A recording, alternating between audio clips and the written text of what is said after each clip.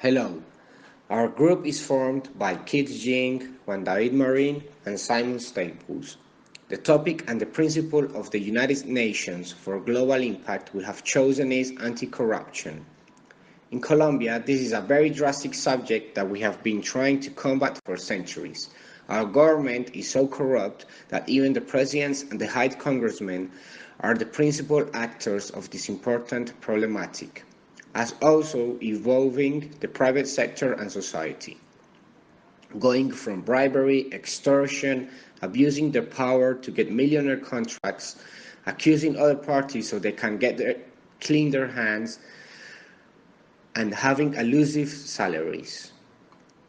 These are three strategies that companies should take in order to accomplish the principle.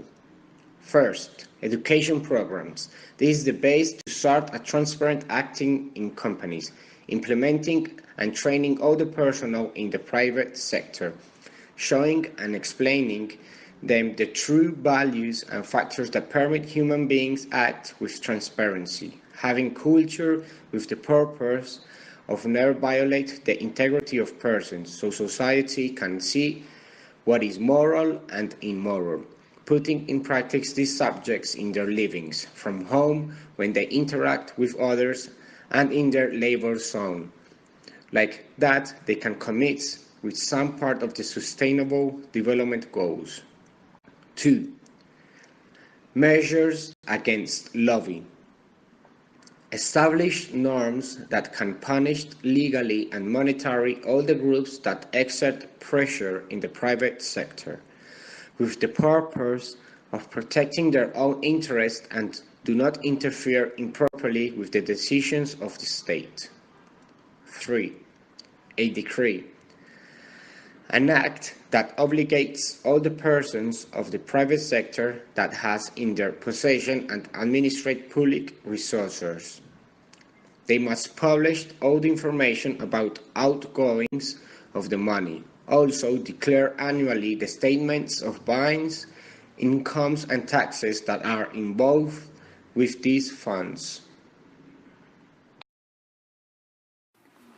Corruption has invaded our country throughout history and is one of the main causes of the current economic slowdown in our regions. The improper administration of the resources, the malicious projects that are being tendered, and the lack of financial education that lacks in your leaders have produced regrettable results for the economy and society. Today, from my point of view, the country's greatest problem is the use of corruption, even over war and drugs, because more than a crime, corruption has become cultural and behavioral, which Christians have decided to adopt as part of their daily lives. For this reason, I have decided to propose three strategies that the government or the citizen can adopt to control and avoid this usage that harms us all. First, more years of jail and no benefits for this crime. Currently, in Colombia, the penalties for corruption are very low and do not exist 15 years. This had encouraged malicious people to make a cost-benefit evaluation and realize that they are cheaper to commit the crime. Considering that their penalty can be reduced to more than half for good behavior and even to pay bail. Second, death penalty. This measure that I would most like to see implemented, since in order to combat this crime that causes us so much damage and is common in your country, we must resort to drastic action that end the problem at the root. In Colombia, the right to life is fundamental and the Constitution says so. which is why this kind of punishment has not been allowed. 3. Strengthening the vedurías. Vedurías are the mechanism that offers the common citizen the right to watch and to control the public expenditure and the investments that are made with the money that is taxed per capita. In our country, these mechanisms are weak since it is not convenient for the leaders that the citizens use it. Besides, these very few people know of its existence and culturally do not care to review that happens with these funds. Hello everybody, my name is Jin Chui. I will talk about the Coca-Cola Company. Each company applied the principle number 10 of the United Nations. For the Coca-Cola Company and the entire system, the Code of Business Conduct and Anti-Bribery Policy provide guidance on how to conduct business in a fair, ethical and legal manner. The Anti-Corruption Compliance Program encompasses numerous reporting, monitoring and certification controls, as well as an education component comprising both web-based and in-person training. The Global Anti-Bribery Policy. The Coca-Cola Company provides information about anti-bribery laws in order to avoid inadvertent violations.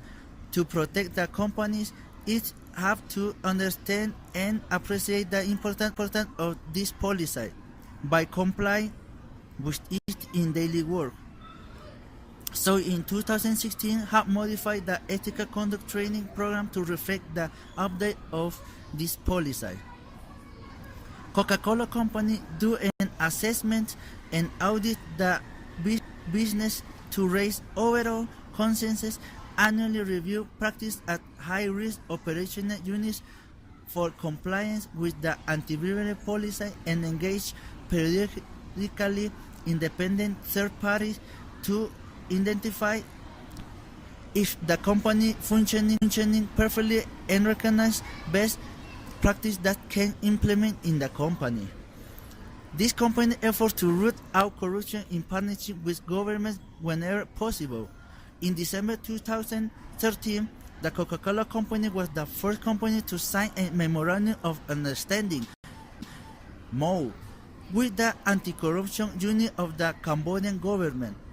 As of September 2016, 22 companies and 1 trade association had signed MOUs.